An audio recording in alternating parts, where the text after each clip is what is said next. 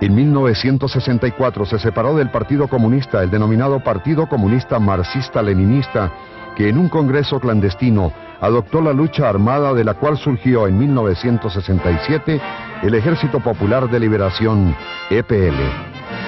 Entre sus fundadores estaban Pedro Vázquez Rendón, Pedro León Arboleda, Libardo Mora Toro y Francisco Garnica. La entrada de esa casa fue tan clandestina que tenía una camioneta que era de Libardo Mora, era cubierta, entraban de a 5 o 10 personas, entraba de reverso la camioneta, bajaba su carga y salía por otra, de manera que los compañeros que llegaron a ese congreso nunca supieron dónde estaban, porque los traían en la camioneta cerrada y los metían ahí. Al congreso, por ejemplo, llegó Libardo Mora Toro, que venía de la zona que llamábamos la zona X, que era la zona de guerra. En ese momento, que para nosotros lo más importante era la zona de guerra, era ser guerrillero. Entonces él llegó con esa aureola de héroe. Al momento de él entrar aplaudimos y eso fue el susto de todo el mundo, porque con los aplausos se salía mucho hacia afuera de la tapia la voz, porque todos teníamos que hablar. Tras intentos en varias zonas del país, el EPL prosperó en el Alto Sinú y en el Alto San Jorge, al sur de Córdoba, con el apoyo de las llamadas juntas patrióticas organizadas con el campesinado. La forma de ellos penetrar fue ayudando al campesino a los problemas principales que tenía. Entonces comenzaron a entrar una labor política, principalmente haciendo énfasis en el problema de la aislamiento que había del Estado, abandono del Estado. En el noroeste, las juntas patrióticas operaban como un gobierno, imponían los precios, por ejemplo, del tabaco, de los tabacos, de los frijoles, del maíz, de lo que se comercializaba ahí, el precio lo imponía la Junta Patriótica. Se celebraban los matrimonios y era una ceremonia muy seria, donde había todo un ritual, un formulario para celebrar los matrimonios. Y luego comenzaron a editar cursillos para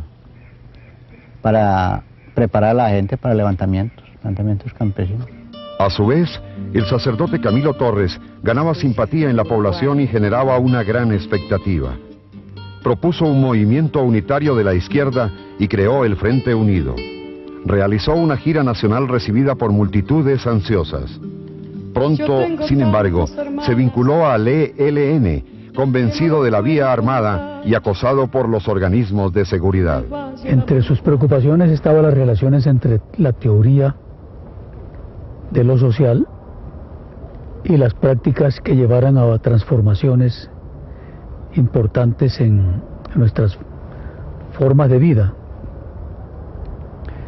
Y esas discrepancias que él observó fueron las que, en mi opinión, le llevaron a tomar las decisiones más importantes de su vida, como fueron, primero, la de ser sacerdote católico, luego convertirse en sociólogo, que era una ciencia herética en ese momento, y por último su decisión de entrar a organizar un movimiento político.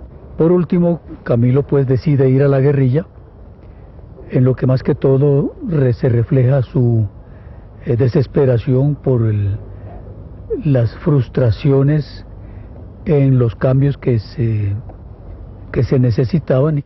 Pero la lucha armada dio la impresión de escasa permanencia, pues en poco tiempo perdieron la vida dirigentes como el mismo Camilo Torres, Ciro Castaño y Pedro Vázquez Rendón. Entonces Fabio dijo que no, que los dirigentes se preparaban era en el combate. Entonces Camilo escuchó eso y dijo que no, que él iba al combate. Y eso fue el error que cometimos nosotros, llevarlo al combate ese día. Entonces él se fue al combate y llegamos a Patio Cemento y en Patio Cemento murió. El ELN creció en el Magdalena Medio Santanderiano y en el nororiente antioqueño. El EPL se concentró en Córdoba y el norte de Antioquia. Y las FARC se arraigaron en el Huila y se extendieron a otras regiones del sur, al Magdalena Medio y a los llanos orientales.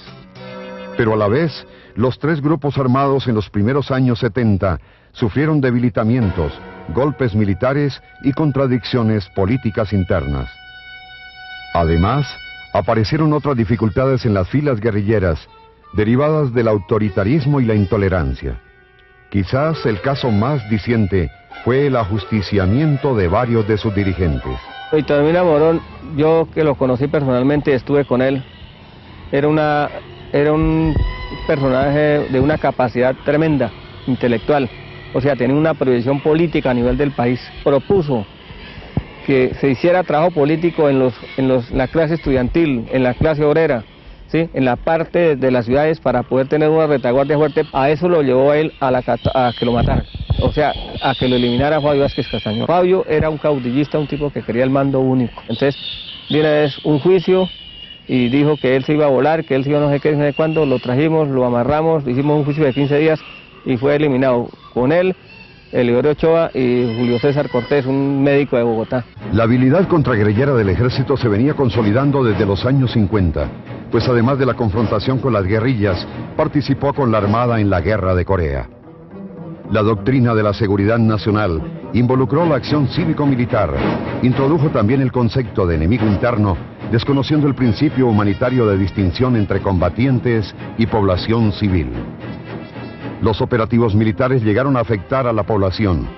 Se registraban casos de homicidios y de otras violaciones a los derechos humanos. Los gobiernos de entonces dieron un tratamiento militar y policivo a todas las protestas sociales. Incluso se legisló en estado de sitio para perseguir directamente la acción social. Tal vez se recuerda que entonces el gobierno del presidente López y antes el gobierno del presidente Pastrana habían legislado en estado de sitio para encarcelar a dirigentes de paros cívicos, a dirigentes de huelgas generales, con la excusa de que toda huelga o todo paro cívico era una forma de apoyar la lucha guerrillera. Y también, contrariando el derecho humanitario, las guerrillas emplearon métodos como la limpieza de territorios, aplicando la pena de muerte y otras arbitrariedades. Para entonces ya no existe el mismo fervor revolucionario de los años 60. Sin embargo, los movimientos armados logran implantarse, pero no configuran una alternativa de poder.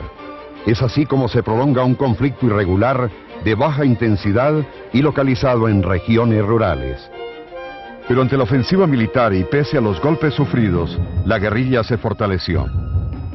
Los años 80 registrarán un mayor nivel de confrontación armada con la insurgencia y aparecerá una violencia de distinto carácter, en especial con la participación del narcotráfico.